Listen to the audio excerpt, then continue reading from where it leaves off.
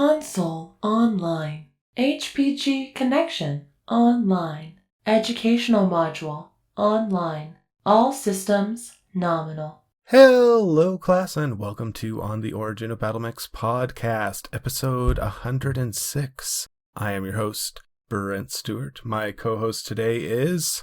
I'm Derek. I'm the only one. And... the one, the only, Derek! Sup? And today we are going to talk about the Talon, a fantastic little 35-ton scout machine that, it's interesting, to say the least. It's cool. Mm-hmm. So the Talon was first developed as a machine under the Rimworld's Republic and was submitted to the Star League for consideration as a unit in the SLDF. The Star League brass ordered some sample lances to placate their periphery allies. That was until the rank and file reported the power of this machine. Overnight, the Star League Defense Force requisitioned as many units as it could, adding the much-needed long-range firepower many light lances lacked, often paired with mongooses or some other unit with active sensors or probing equipment.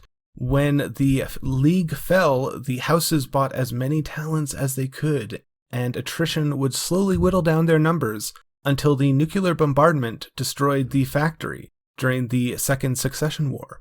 Within 15 years, the Talon became extinct, being destroyed or stripped for parts. The Talon was resurrected when Blackstone Battlemechs rebuilt the factory line on Inarx after establishing themselves on planet with the infield factory. They gave preferential sale to the Federated Commonwealth, and then the Lyran Alliance, and then the Lyran Commonwealth.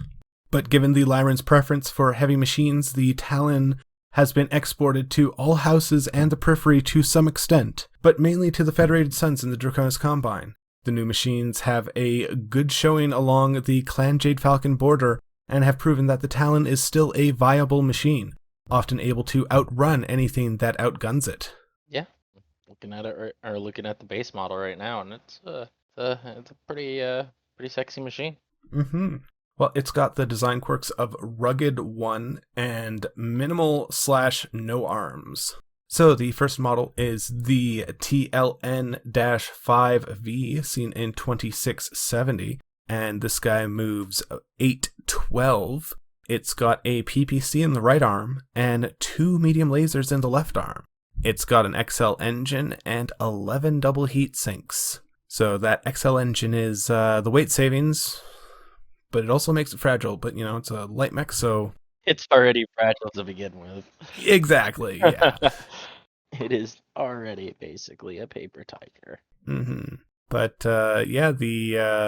it's synced pretty well because unless you're in some sort of adverse environment, even with a run and firing everything, you're heat neutral. Which is pretty nice with this. I mean, it is the fact that the type of weapons it's packing is what you expect on something like a medium. I mean, a medium's going to have a little bit more than just a PPC and 2 medium lasers, but it's still, it's something that would be scary, especially on something that moves as fast as it does. So, it's an excellent fire support platform, like you said, for a light lance, especially for a recon. I mean, and this thing is probably, I would say, a fairly decent ambush predator, too. It's gonna, an unsuspecting, light armored column or unsuspecting light mech force or whatever, just what have you, it's gonna be able to hurt really bad. I would definitely say against mechanized infantry or tanks, this thing could rip them up very easily. And especially, I mean, it's not ammo dependent, so it could easily do that long rear deployment and just harass lines in packs of 4, Yeah, or even working with mongooses and some of the other designs, it would be a very effective platform. Mm-hmm. Especially in the time frame that it's in, and even going into the early Succession Wars, it definitely would be a deadly threat. It's kind of sad that it doesn't make it beyond the Star League and First Succession War due to speed running. Obvious reasons. Yeah, speed running going back to the Stone Age. But overall, for the design that we're getting here, you're getting your money's worth. That's what I'm gonna say. For a 35 tonner, you are getting your money's worth. Even looking at like the Alpha Strike card, like it's It your punches move. up. Yeah, your movement value 16, a short range 2, medium range 2, long range 1, 4 armor, 2 structure, and energy. Like, to be fair, most of what you're going to deal with in Alpha Strike, and this is all for 31 points. So it's a little bit on the expensive side, but like it's fast. TMM3, like it's going to be hard to hit. And if you're playing, if you're playing your terrain right, you're going to just crush with this thing. So like Mm-hmm. it very much takes its like what you would think its battlefield performance and like I guess what we consider the quote unquote real world, and it carries it over fairly well on the tabletop in both rule sets. So the first model, as mentioned, was seen in 2670, and it's got a battle value of 1075 and a point value of 31. We then come to the 5W, seen 90 years later in 2760. And it's got a movement profile of 812. It's got an ER PPC in the right arm and 2 medium lasers in the left arm. It's got 11 double heat sinks and that XL engine. So a little better, gets rid of that minimum range, increases the overall range a little bit, but you also up your heat. Yeah, I think for the sacrifice you're getting though, Worth it. yeah, with that ER PPC. Just drop a medium laser every second or third turn. Yeah, even then I'd be tempted to say that you probably won't be getting into ER or medium laser range because your ER PPC is going to be where you're going to be pumping out the damage. Fair. Those things are basically, if things get a little too close, you can toss all 3 at them and give them a bad time. But I think, especially with how your armor is, I would say you're probably going to try and sit back and take advantage of that ER PPC and Just use pick that away range. at them. Yeah, use that range to your advantage. Like Mm-hmm. I said earlier, what you're trying to do is ambush armor columns and stuff like that. You're not trying to get into a prolonged, protracted engagement. You're not built for it. So you're just gonna, pop your shots, do your ambush, and GTFO. Mm-hmm. Because if you stick around, like, and somebody with some sufficient firepower looks in your direction, I mean, your most armor is 16 on your leg, your arms, your torso, or no, sorry, your center torso is 17. Then your left and right torso is 12. Your arms are 12, like, and especially with an XL engine, they hit that side torso. There's plenty of weapons that do more damage than 12, and they're getting internal, and it's gonna be a very, very bad day for for Mr. Talon. So you're not sticking around long. You're popping off your shots and fleeing. Oh yes. So this guy gets that little bump, and that's shown in the battle value at 1175 and a point value of 31. So the Alpha Strike keeping it the same, but battle value getting that 100-point bump up. So next up we have the TLN-5W-EC, seen in 2823. After trialing for access, the Ice Hellions were able to make this little homeworld homebrew. The unique clan versions of the Star League stuff that are sprinkled in throughout the model's histories that we've seen every so often. So we've got a movement profile of 812. We have 2 medium lasers in the left arm and 1 enhanced PPC in the right arm. We've got 11 double heat sinks, a XL engine. The spicy boy. Mm-hmm. The enhanced PPC is interesting, although it's a little different, but yeah, in a good way. It is. It adds some spice to it, but I think if I have to give my opinion, I would prefer to stick with the last variant with that ER PPC. Mm-hmm. But I don't know. It is cool. I will say that it's definitely cool. I honestly don't know the rules well enough on a enhanced PPC to really give a thumbs up or thumbs down. So basically, it's got an ER PPC range, and it's got a damage of 12 and a heat of 15. So it's kind of halfway in between a clan ER PPC and a Inner Sphere ER PPC. Now I get it. This is the experimental tech essentially between the two. Yeah. Okay. All right. Well then, never mind. I like it.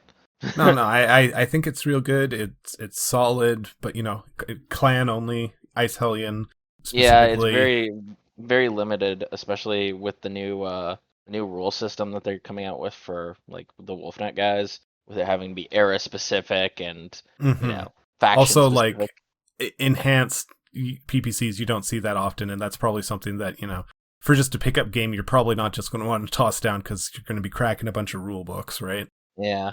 Well, on top of it, it's an experimental too, and not a lot of people will like to play with experimental tech because it kind of gets weird. So, yeah. Well, you say that, but quite literally today, this morning, Oh. I was at my one of my local game shops, specifically Ogre's Den here in Calgary, and one of the local Catalyst game agents, Paul, put on a kind of Solaris style grinder. He had made a chart of a bunch of mechs that he had already balanced out within a certain range.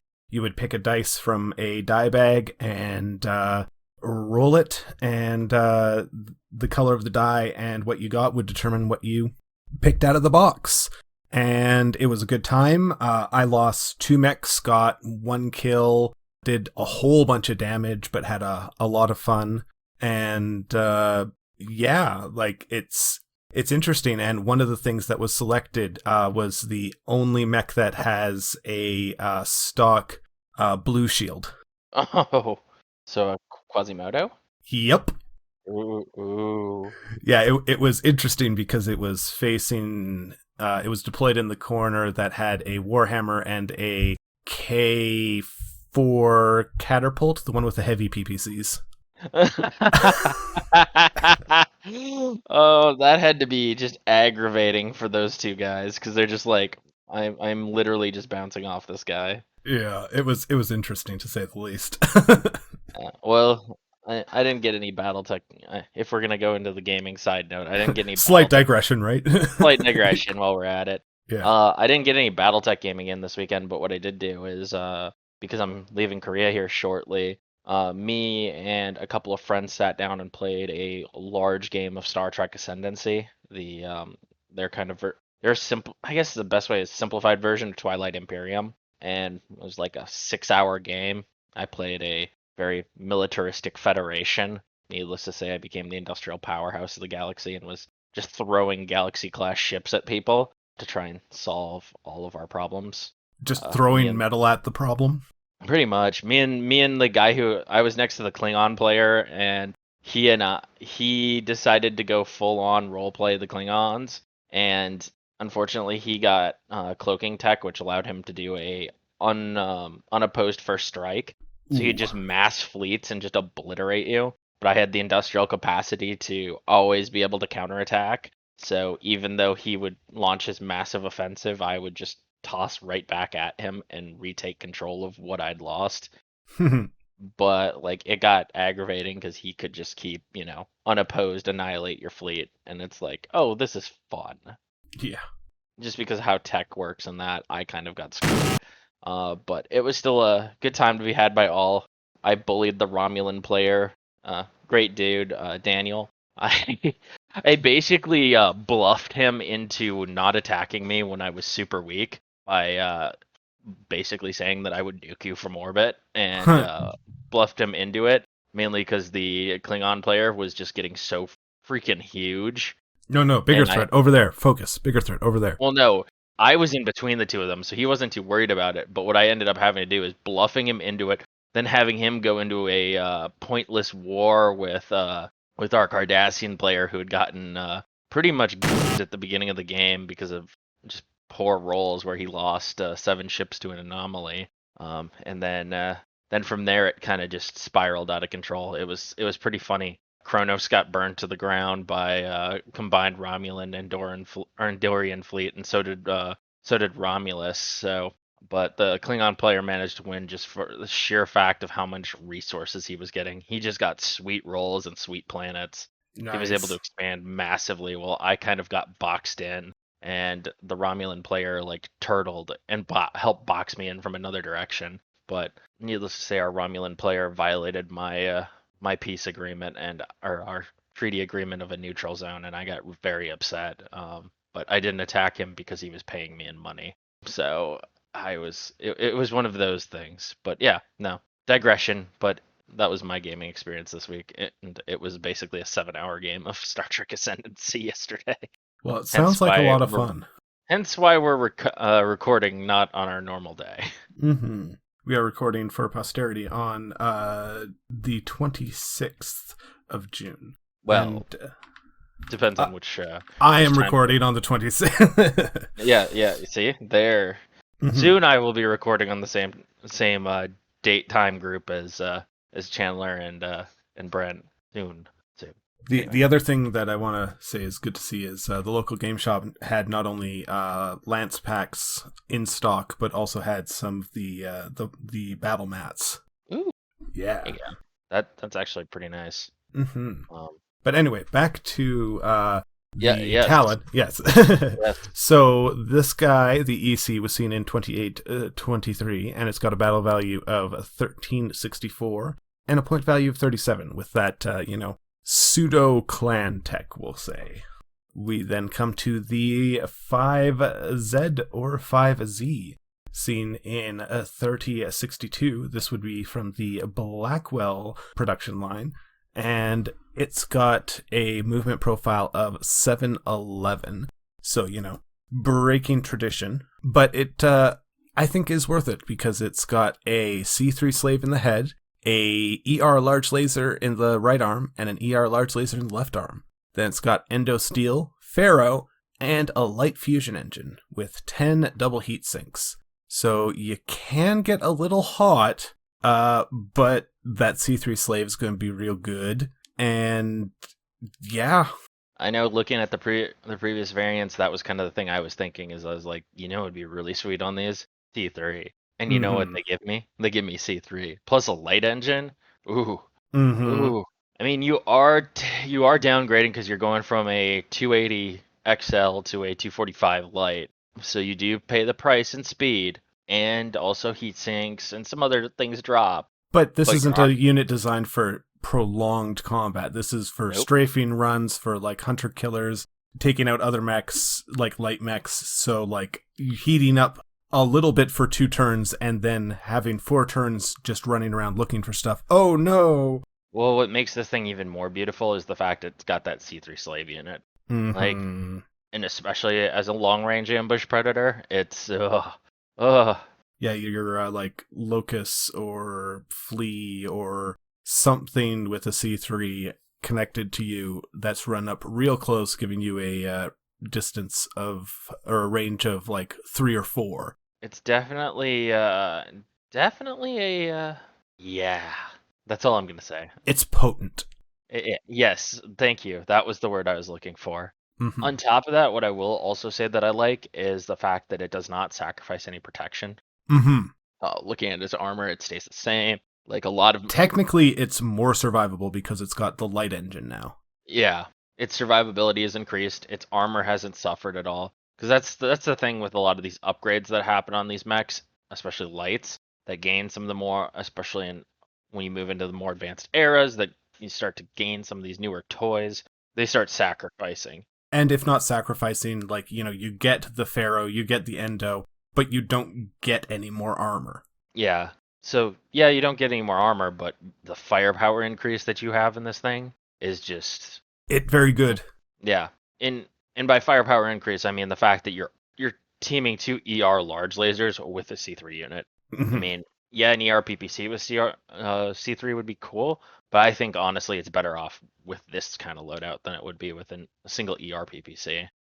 Your damage output's is a little bit higher. You're looking at a better engagement envelope. Mm-hmm. I mean, it's just there's a bunch of benefits that come with it. The only thing that kind of sucks is the heat. But that can be mitigated by just, realizing that you're not a prolonged engagement weapon system. Like, you are there to shoot and scoot. Yep. You shoot, you run away, and you cool off. You shoot again, run away, cool off, and just kind of play that game. Ideally, you don't even have to run away because whatever you're shooting at is dead. Yeah, well, I mean, it depends if you're shooting at some of the bigger mechs. But, like, you have the ability to literally outrun them and use, and play games with them. So Mm-hmm. Plus, more than likely, they're probably focused on something a little bit closer to them. So Yeah. So, this guy's got a battle value of 1168 and a point value of 34. We then come to our last unit of the episode, the TLN-6W. Seen in 3076, the 6W has the movement profile of 812. It's got a heavy PPC in the right arm and 2 medium lasers in the left arm. It's got 11 double heat sinks, an XL engine, heavy ferro, and endo. yeah, this is the thing. Mm-hmm. I'm going to go back to the statement of that it doesn't sacrifice any armor to add a heavy PPC to a 35-ton mech. Like, you're talking about, so you're putting a 10-ton weapon system on a 35-ton mech. Mm-hmm. So literally this thing is essentially like a third of the mech's weight is one weapon, but like the amount of firepower that it adds to the Talon is It'll make most like medium mechs either disappear or think very hard about their life choices. Well, that's if they ever get the chance to think about their life choices, because that's why option 1 was disappear. Yeah, I mean it's I don't see it instantly killing any mediums, but it's definitely if it hits, and I'm guessing it will hit, especially if you're opening up in an ambush, you're gonna hurt somebody very badly and probably cause a sufficient amount of panic amongst the defender during that ambush phase. I mean, a heavy PPC is not usually on a light mech. No, and especially something that's going 812. Like, you don't sacrifice any speed. You don't sacrifice any heat sinks. Like, because you're 22 heat sinks, 812. Like, yeah, you're back to the XL, but like at the end of the day, does it really matter? Like, that's kind of my thought process on this. Like, this thing is basically essentially it's first variant just with a much more powerful weapon system added on board. It's actually a very good if I was military design wise, somebody looked at the original Talon and was just like, I want to make that better. Like, what can we do to emulate it, but use like the technology of the current era to make it sell better to these idiots that are going to war with each other? And somebody was like, hey, let's throw a heavy PPC on there instead of a regular PPC. And based on the customers that I'm looking at, it sold fairly well because the Draconis Combine uses it, the Federated Suns uses it. It's a mercenary general mech. The Lyran Commonwealth / Alliance, the Duchy of Anduin, the Orient Protectorate, and the Republic of the Sphere, as well as the Regellans. So basically, you're looking at, if you look at, that Republic era. Mercenary General tells you. Yeah, Dark Age era. It's being used by basically most of the Inner Sphere. Other than, essentially the Capellans are the only ones not using it. Of all the great houses, it's being used by everybody but one. So that probably tells you that, Blackwell Industries was onto something when they decided to do this, because it became very popular and they probably became very, very wealthy. Well, they're still around and still pumping these guys out because they are available in the Ilklon era. That is true.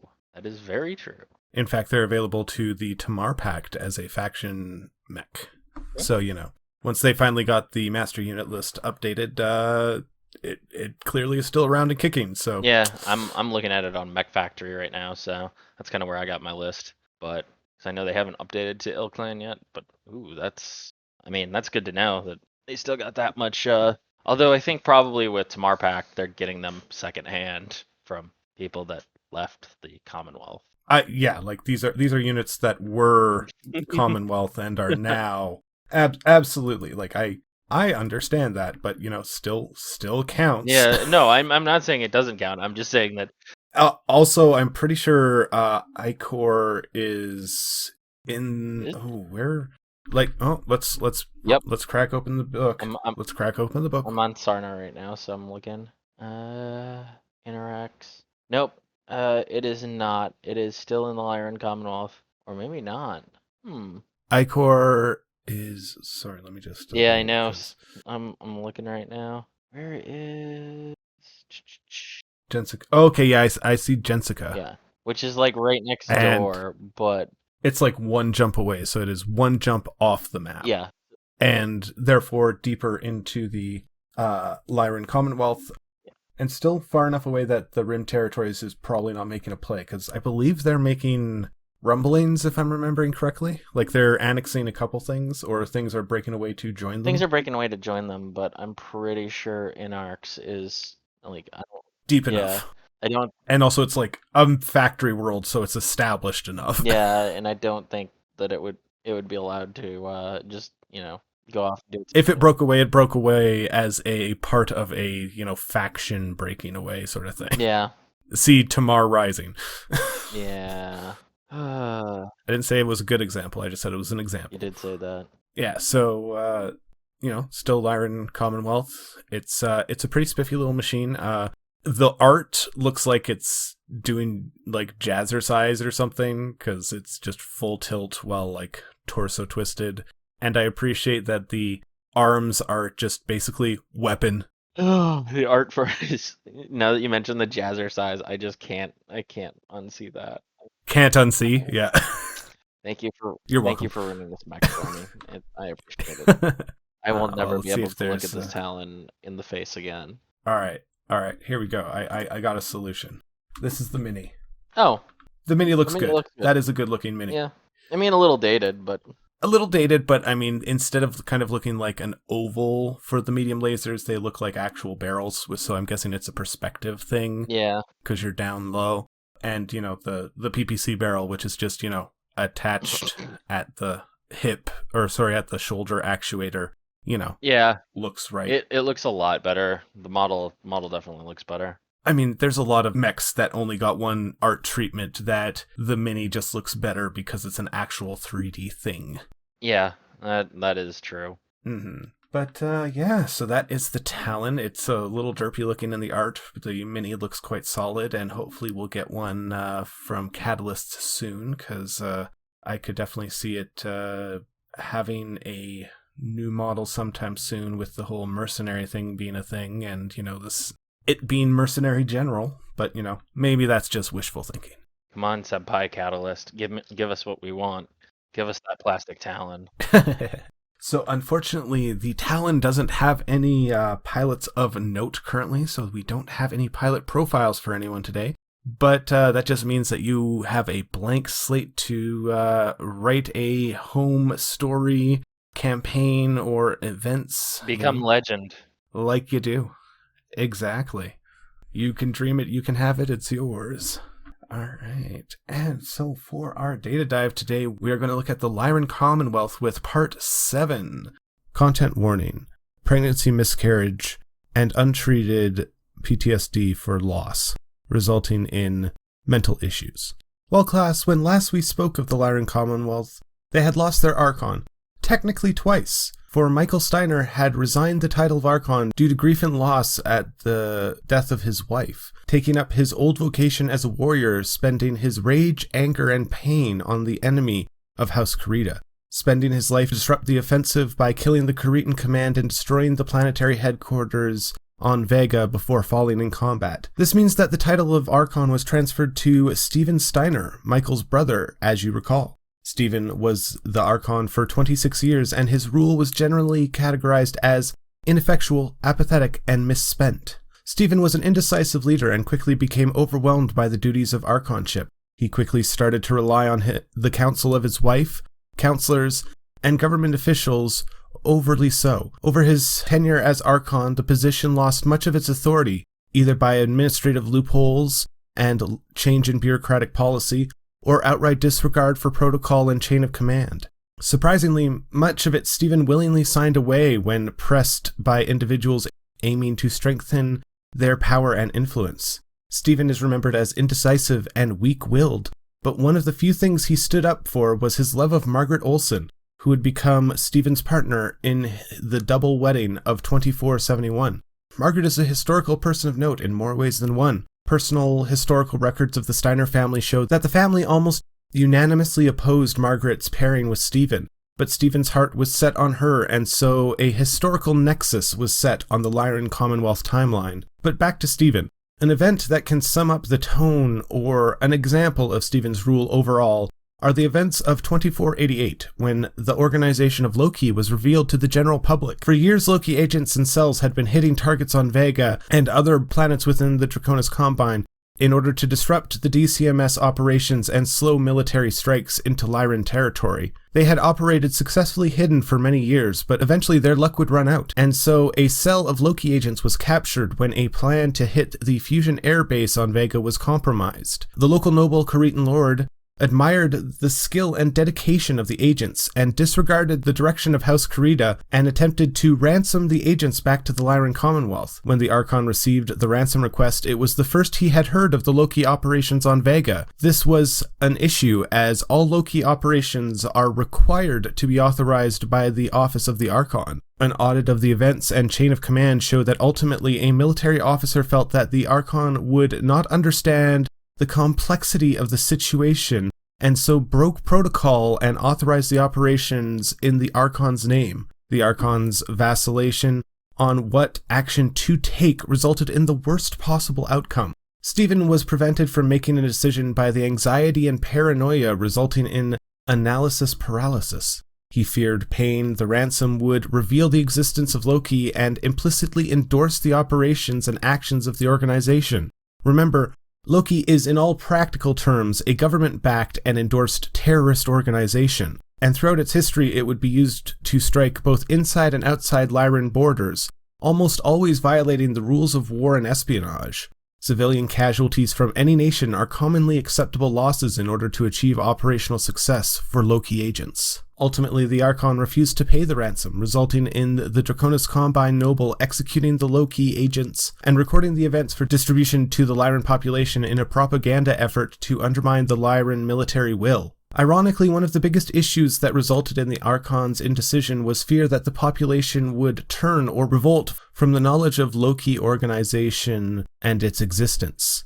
But the reality was that the Lyran people understood the necessity of such an organization on a primal level, and public polls show that the majority of the population would understand the necessity of Loki or a similar organization. The records show that the Archon consulted his wife, who in turn consulted the mystics, gurus, and religious individuals. She ultimately would advise her husband that the time was not right for a ransom, and counselors and government officials equivocated and scrambled to cover their wrongdoings, resulting in no unified direction from the court and government. So when the Archon declined the Kharitan noble offer, the agents were killed and the Loki organization went into revolt. Some cells went rogue, some defected to other organizations, and some went on a rampage targeting Lyran Commonwealth government and institutions.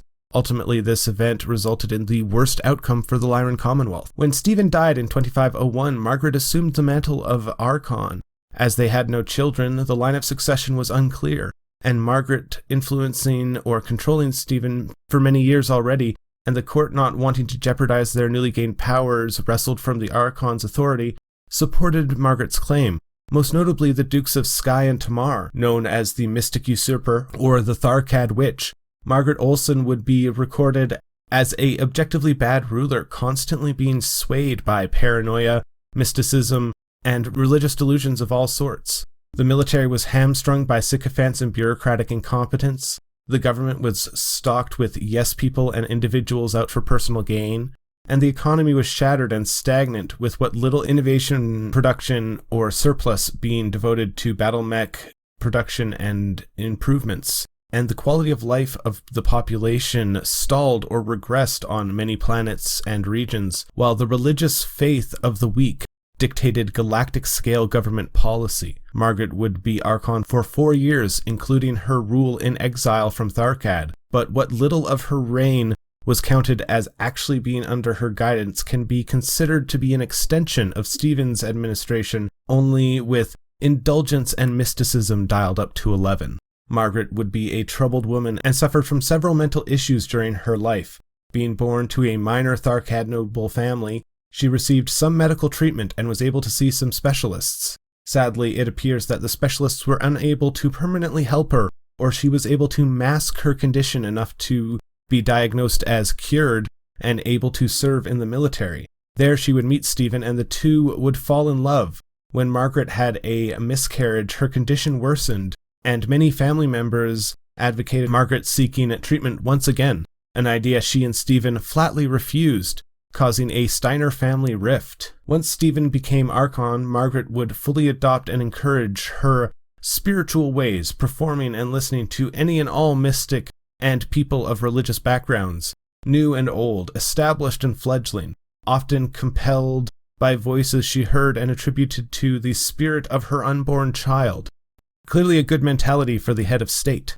Once Margaret claimed the Archonship, the throne room had long since resembled a bizarre religious carnival of faith and ideals all mixing together in a mess of power and exploitation for personal gain. With no children from the marriage of Michael and Stephen, and now both the brothers dead, the Steiner line appeared to be at an end, and the nation was lost in the grips of the Witch of Tharkad. But this is not completely the case, for as you recall, the brothers had a sister, and that sister had a son, Robert. But Robert had been born of a scandalous affair that resulted in the slow deterioration of his mother until her death when he was 2 years old. The Steiner bastard would be the savior of the Commonwealth, but his story will be the focus of the next Lyran Commonwealth data dive. Our sources for today are Sarna, Battletech Battlemech Manual, Master Unit List, TRO and Record Seats Succession Wars, TRO The Golden Century, TRO 3058 Upgrades, Record Sheets 3058 Clan and Star League, TRO 3085, Record Sheets 3085 Old is the New, and Sourcebook House Steiner. Mech Factory. Mech Factory. My go-to when it comes to just doing these episodes, because it gives you a really quick, record sheet breakdown. That's right there. Good reference. Quick reference. It's a great reference to kind of quick reference on a lot of these mechs. Mm-hmm. But, to be fair, each of the services is a little different and has something they excel at, and they're a similar but different tool for situations. Yeah, I think to kind of digress a little bit, I think Sarna is really good at getting like the lore side of things on it, but I think BattleTech like Mech Factory is definitely the my go-to when it comes to like easy readability of what's on the mech, because Sarna can be a little clunky on how it's written. Mm-hmm. Especially some of those mech profiles that they do, and you're just kind of sitting there like, wait, what weapons are on this thing? Like that doesn't like I don't understand. Let's be real. Some of the entries are just like, this is the faction X model of this machine. Yeah. Cool, but what's its different capabilities? Mm-hmm. Next model is. Yeah. So like to kind of give an example, so the TNL 6W on Sarna, the chassis is modified to carry a heavy PPC. The armor is replaced by heavy ferrofibers, while the chassis was replaced with endosteel. But it doesn't say like anything else. So what are the lasers? Are the lasers different? Is this different? Like what's going on? Mm-hmm. So just kind of not knocking Sarna, but there's kind of some of the times when you look at it and you're like, wait, the what? The who? This is why you cross-reference and have multiple sources. Exactly. Mm-hmm. Good academia 101. This podcast is made possible by our supporters on Patreon, link in the description. Our social media on Twitter is @OriginOfMechs. We have a community Discord, the Armory of Ouroboros, a link in the description. You can email us at ontheoriginofbattlemechs@gmail.com. If you enjoy the show, please leave a review on your platform of consumption, tell your friends, and share on your community platform of choice. Special thanks to my friend Treble for the intro and outro. Our Ace Pilot Patreons are John Keith III and Metal Ed. Our Field Marshal patrons are Field Marshal Stahlkater and Field Admiral Chiraneau. Well, class dismissed. Everybody have a great day. New Avalon in the new year, my friends. New Avalon in the new year. Module complete. Systems standby. Would you like to load the next module?